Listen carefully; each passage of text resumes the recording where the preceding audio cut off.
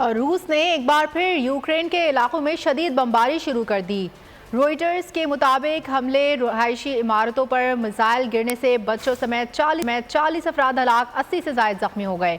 Governor नेप्रो का कहना है कि रूसी मिसाइल हमले का निशाना बनने वाली इमारत के मलबे तले अब भी 40 के करीब अफराद दबे हुए हैं। रूसी हमले के बाद दोपहर में सर्च एंड रेस्क्यू ऑपरेशन 40 घंटों से जारी है। जख्मियों को मुख्तलिफ अस्पतालों में मुंतकिल कर दिया गया है। और अगर आपको हमारी ये वीडियो पसंद आई है तो लाइक पर क्लिक कीजिए।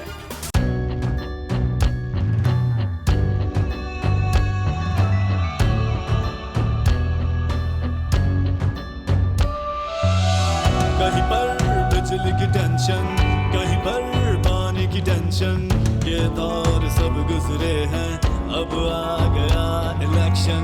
सुन सुन कर थक गए हुक्मरानों के ये राग, जाग पाकिस्तानी जाग, जाग पाकिस्तानी जाग, जाग पाकिस्तानी जाग, जाग पाकिस्तानी जाग, जाग पाकिस्तानी जाग, जाग पाकिस्तानी जाग, जाग पाकिस्तानी जाग, जाग पाकिस्तानी जाग, जाग पाकिस्तानी जाग।